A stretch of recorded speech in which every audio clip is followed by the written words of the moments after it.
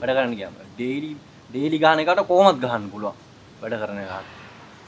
එම් කියන්නේ ඊට පස්සේ ඌ මේ හැම පැත්තම මැනේජ් කරන්න එපා. රෝස්ටරේ හදලාගෙන ඊට වඩා පිස්සු වෙනවා. ඒක තිබුණේ අර ළමයට දෙනාගේ රෝස්ටරේ හද දිවස්තියේ. බටනේ හදන්නේ. ඔව් රෝස්ට් එක කියන්නේ මොකක්ද? ෂෙඩියුල් එක. ෂෙඩියුල් එක. ඒකද හිතනවා පොඩ්ඩක් 20ක විතර රෝස්ටර් එකක් හදද්දි උනේ අනික කාන්ට පැය ටික දාන්නත් එපානේ උන්ට බැලන්ස් කරලා බෑ. ඇයි ඒ වෙලාව මොකද දාන්නේ? ස්ටාෆ් එක ඕවර්ලෝඩ් වෙන්නත් බෑ, ස්ටාෆ් එක අඩු වෙන්නත් බෑ, ස්ටාෆ් එක බැලන්ස් කරන්න ඕනේ, ස්ටාෆ් එක පැය ගන්න බැලන්ස් කරන්න ඕනේ. දැන් ඔය අපිට ඔය වැඩ කරන රෙස්ටුරන්ට් වල ෂෙඩියුල් එක හදන්නේ ඉතින් උනුත් බලනවා දැන්.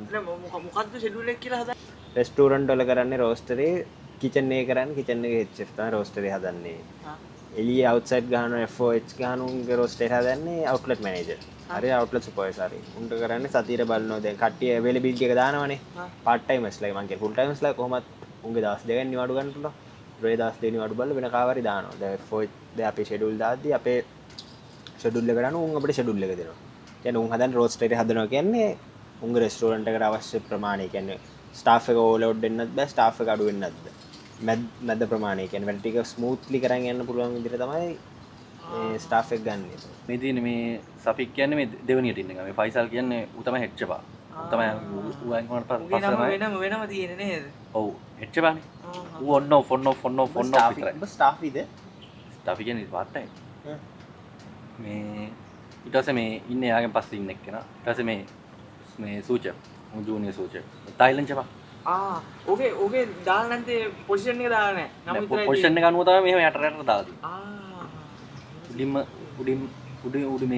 උඩින් ඉන්න එක්කෙනා මෙතන ඊට පස්සේ ඉන්න එක්කෙනා ඊට පස්සේ මේන් සෙලාන් කියන මූ ඩෙමි. මේ මූ ඩෙමි QI ඩෙමි PK කියන්නේ කිචන් ඇසිස්ටන්ට් ඌ ඉන්නේ. මේ කෙල්ලේ.